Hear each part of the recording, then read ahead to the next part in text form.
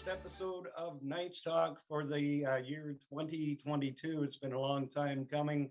The Meaford Knights, they finished off their schedule prior to Christmas on December 19th. Figured we'd be back at it again right after January, but of course, with the lockdown, that didn't happen. So it's now, what are we in February 8th, something like that. So we're finally getting to a show. So the Knights played two games this past week, starting off Thursday night at home, their first game back after the lockdown versus the Bradford Bulls. Here's Spencer Byers with all of the highlights on that one.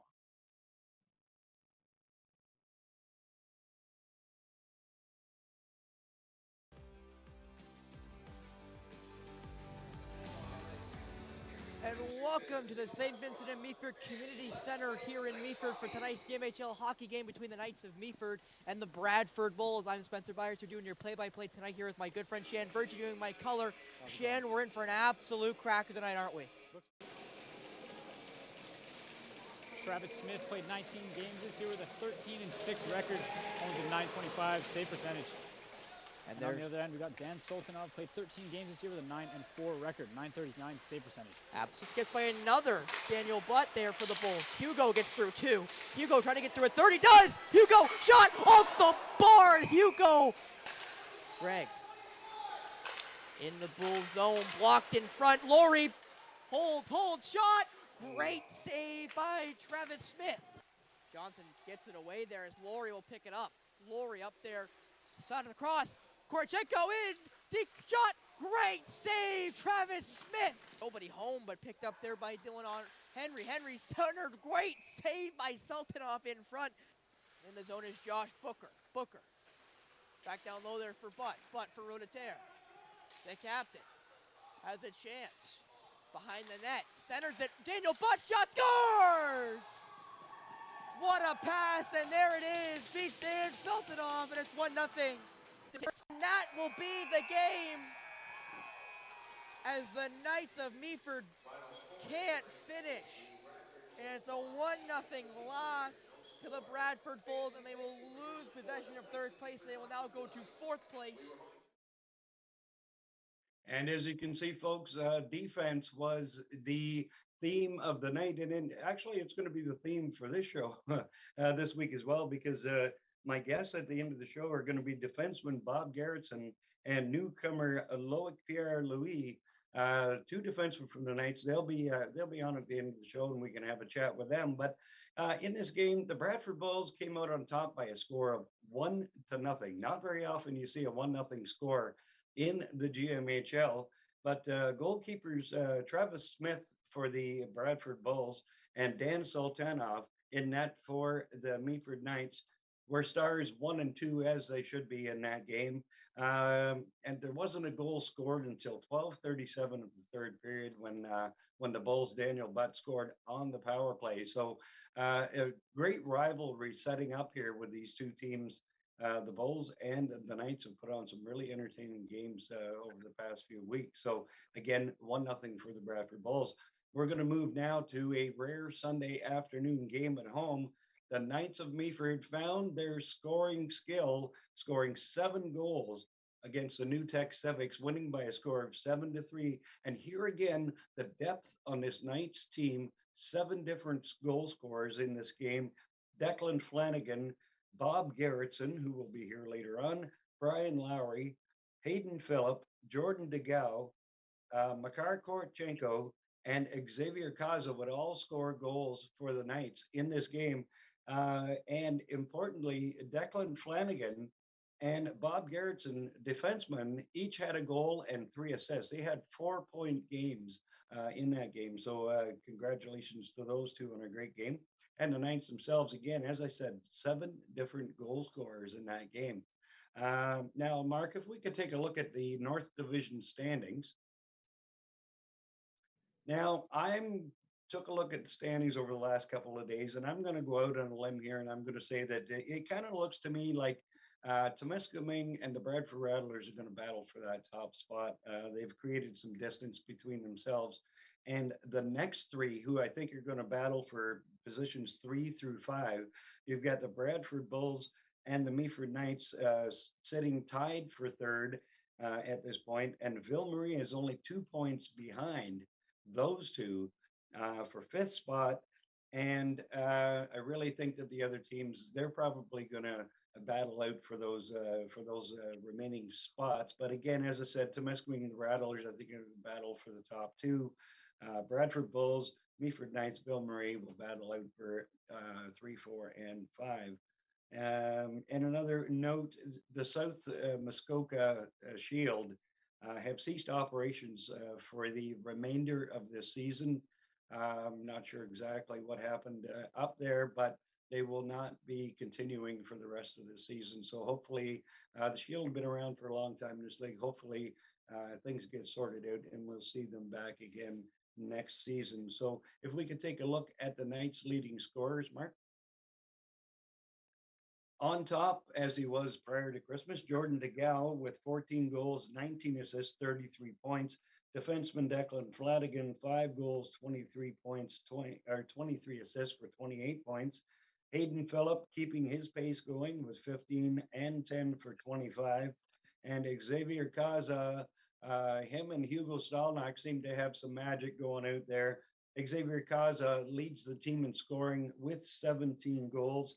And we'll take a look at Dan Sultanov, a record of 10 and 5, a 2.36 goals against average, and a .940 save percentage, and a shutout. Again, great numbers for the JMHL, which is really a high-scoring league. So fantastic job by Dan Sultanov. Now let's take a look at the upcoming games. We've got a heck of a lot of games coming up here in February. Due to the lockdown, it's really the league has had to come up with a compacted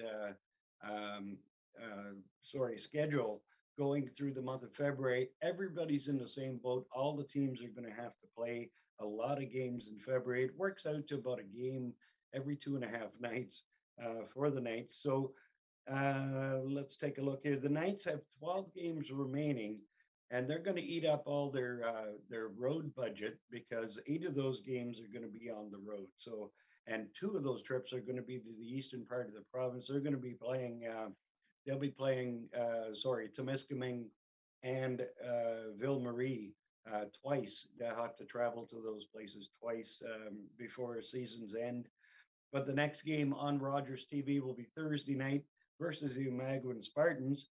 And we can look forward to the one after that on the 17th, a return visit by the Bradford Bulls. The Knights will be looking to exact some revenge after that 1-0 loss. So again, a very busy time coming up. I think the Knights finish off the season 3 games and 3 nights, or is it 4 games and 4 nights, I think, at the beginning of March. But again, I look through the schedules of the other teams. Everybody's in the same position so that they can get these games in. So, all right, it's time to meet the Knights. We've got Bob Gerretsen and Loic Pierre-Louis. Gentlemen, welcome to the show. Thank you. Thank you. All right, let's start with Bob Gerretsen. Now, Bob Gerretsen, you are a returning Knight. You were here Yes. 2019-20, and as I said to you prior to taping the show, I said when I looked at your stats, I saw 9 games. You had 4 goals, 3 assists. I said, boy, that's great for a forward. I realized you were a defenseman.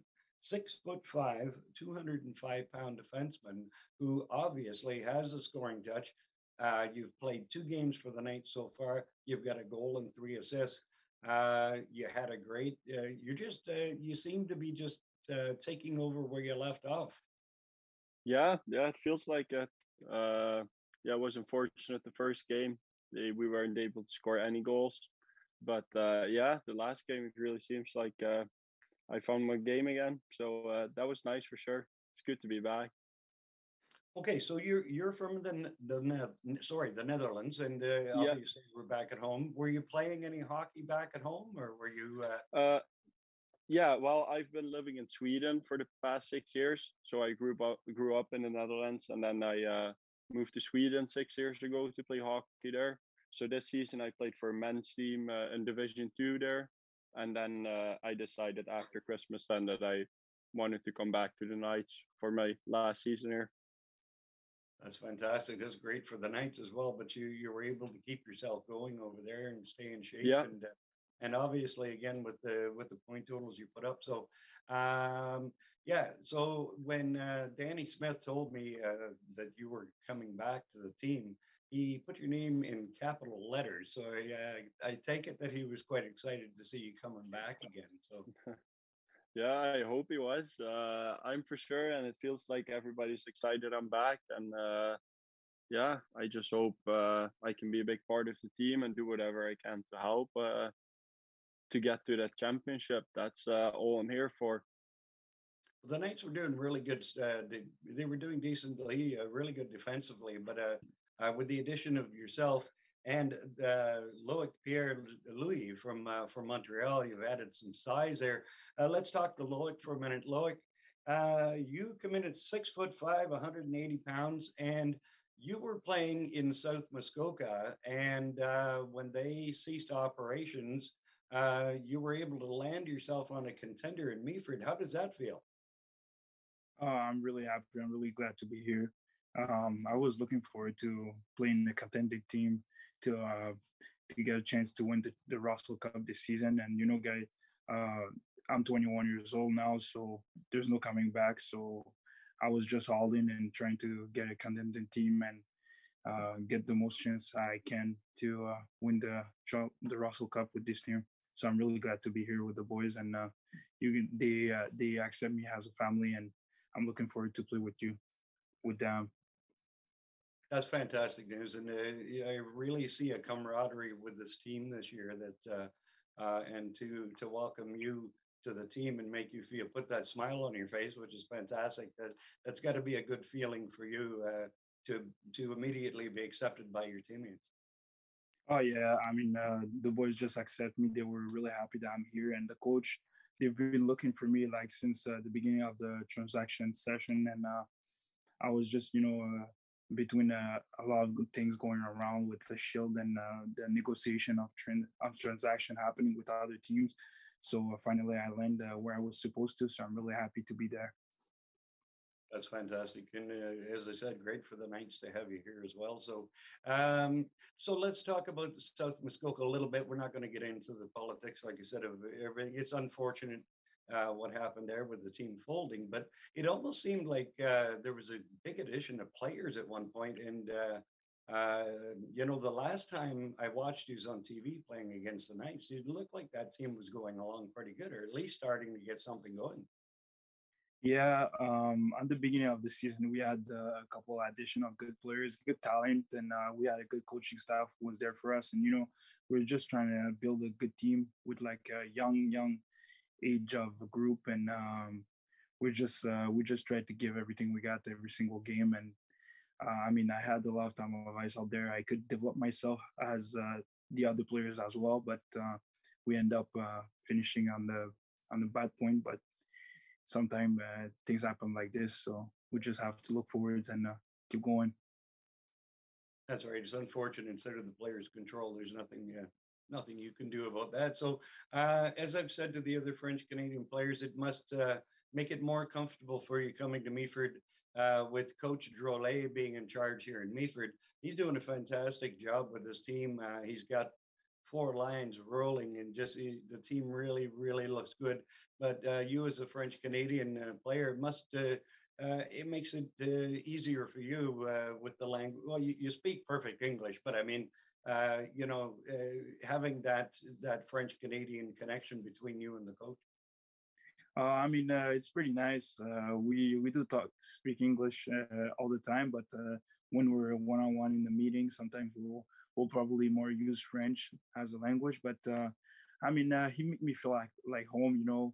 The communication is really nice with him. He's trying to make you better, as he's trying to make every single player better in this team, so we get successful at the end of the season. And I think that's what make this team really a good organization. Well, I'll be honest with you guys. I'll tell you, I was talking to it was one of the GMs of the I won't say who it was, but one of the top two teams, and he said that honestly, in the playoffs he would be afraid to meet the Knights because he said in his estimate he's been in the league probably since the beginning. And he said that this is the best Knights team in the history of the franchise. So that's going to give you a good feeling moving towards the end of the season. Yeah, I mean, uh, hearing for other teams and how the teammates were playing in other teams, we could hear, and even me while I was playing in Muskoka, we would like it would be like a hard night every night. We know that we're playing against the Meaford Knights because they're a hard-working team. They play together as a team and they stick together, and that's what make them really stronger than all the team. You know what I'm saying? So yeah, it's really an honor for me to play here. That's a great tribute to the team. Now, Bob, would you agree with that? Is that the sense you've been around the team a little longer, but this year's edition, do you see the team as as Loic says, that camaraderie, everybody gets along kind of thing, everybody likes each other? Yeah, for sure. I really see that a lot. It's just everybody can basically hang out with everyone. We're just having fun.